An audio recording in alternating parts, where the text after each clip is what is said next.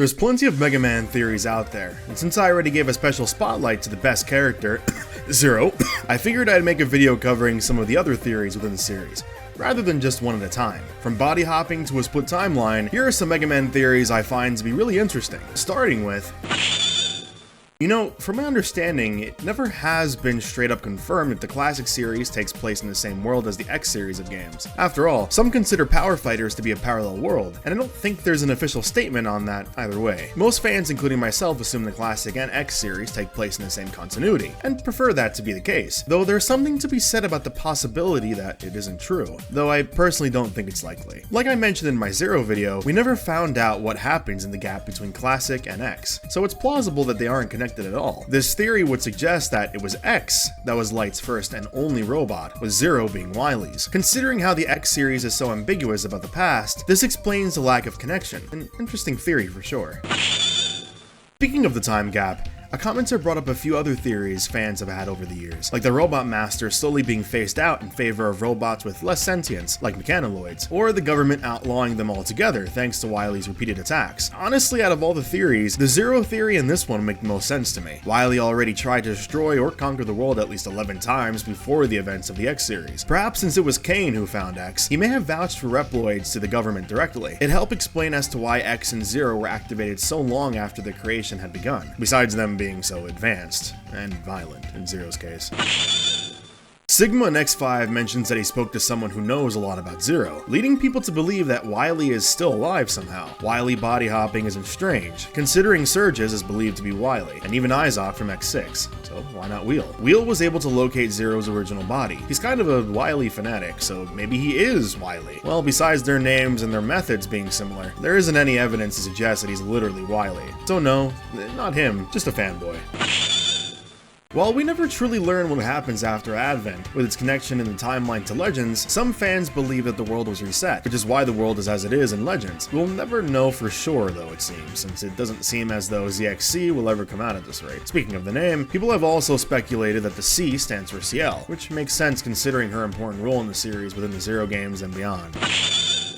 Capcom did what Capcom did best, and cancelled Mega Man Legends 3. Because of this, we have no idea what happens after the conclusion of the second game, and it's pretty unlikely we'll get a continuation anytime soon. So, as far as the timeline goes, this is as far as we've gotten. While we've gotten plenty of games that continue after the X series, that also ends on a cliffhanger like we just discussed. But at least we know that some sort of reset happens at some point after the events of Advent, considering the state of the world is in Legends. Pretty easy to tell that given the nature of Legend 2's ending, we really were supposed to get Legends 3. Fans have theorized the third game would have you rescuing Mega Man from the moon, since he was stranded there. Chris Hoffman of Nintendo Power implied that the finished version of Legends 3 may have focused on a mysterious item called the Click Laphonica, along with focusing on the Elder System, reactivating at the end of Legends 2. Again though, it's pretty likely that we'll unfortunately never know for sure.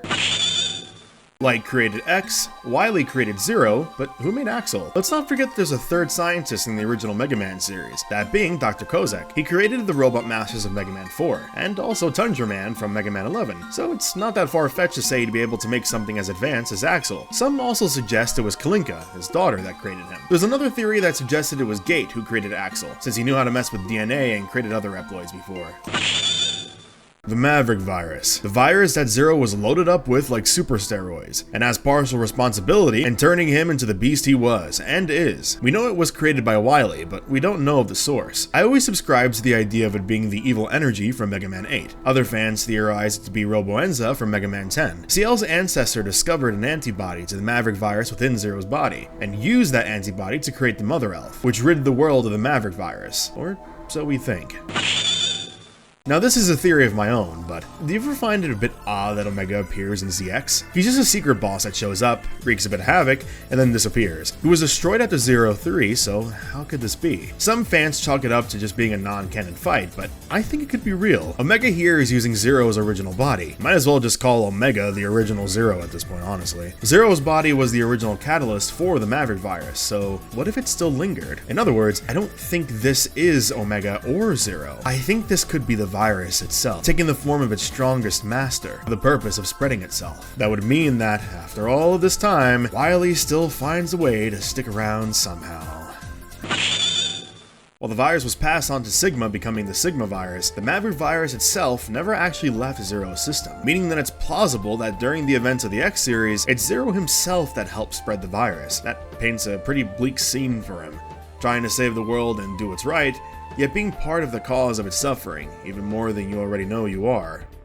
And that's it for this video's theories. If there's any more in specific you'd like me to cover in the future, let me know. I'd love to do so. If you found any of these interesting, make sure to leave a comment below. And consider subscribing, as I have a timeline video I'm working on for Mega Man that should be out by the end of this month. Take care, folks.